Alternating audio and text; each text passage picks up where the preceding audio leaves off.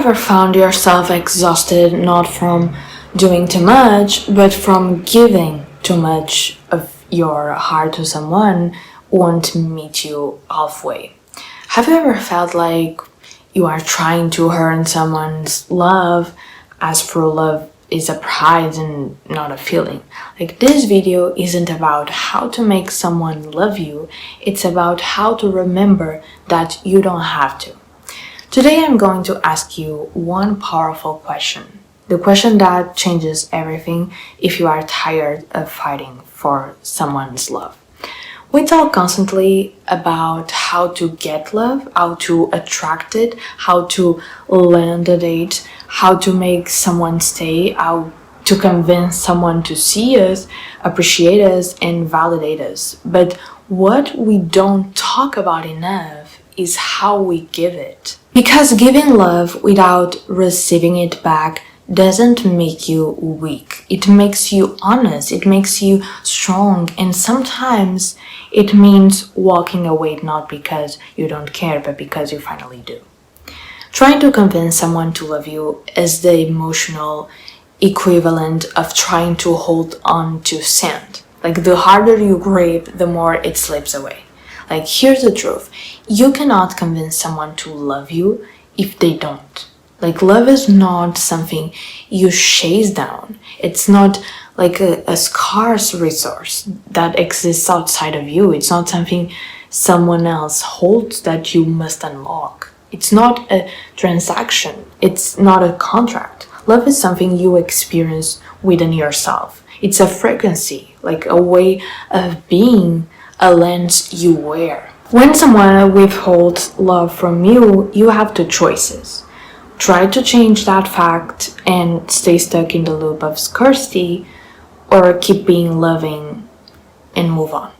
Like, the pain of not being loved back isn't actually about the person, it's about what you make their reaction mean about you. Like, that you are not enough, that you are unlovable, that you have to change or be different to be worthy. But those are lies. Okay, the pain of heartbreak is often the pain of your heart closing, of abandoning yourself to try and be someone for someone else, like of rejecting your own truth for the sake of someone else's comfort. It's trying to manipulate, mold, or prove yourself, when in reality the only thing that needs to happen is that you accept that their love is not available, and that's okay. So here's the question, the one that changes everything. How much love are you giving instead of just trying to get? Are you choosing to embody love, or are you outsourcing your value based on whether someone reflects it back? Because when you start seeing yourself as the source of love, not the seeker, you change your entire relationship with life. Like, you stop needing people to complete you. Like, you stop bending for validation. You stop waiting for permission to feel whole. Instead, you give love to yourself, to others, to the moment, not because it will be returned, but because that's who you are. Letting go doesn't mean you never cared. It means you finally care about yourself enough to stop begging for crumbs. Like, you start to see the beauty in every fleeting connection, like the 3-date romance, the 6-year almost relationship, the heartbreaks, the slow burns, the unfinished stories. They all teach you how to love better. They all bring you back to you. And you realize love was never something to earn, it was something to remember. Like, you are not unlovable, you are not broken, you are not too much or too little. You are someone who deserves the kind of love that doesn't have to be earned, only shared.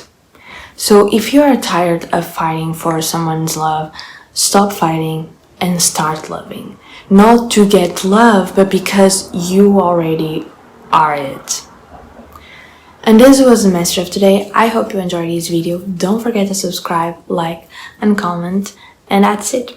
I see you in the next video. Bye.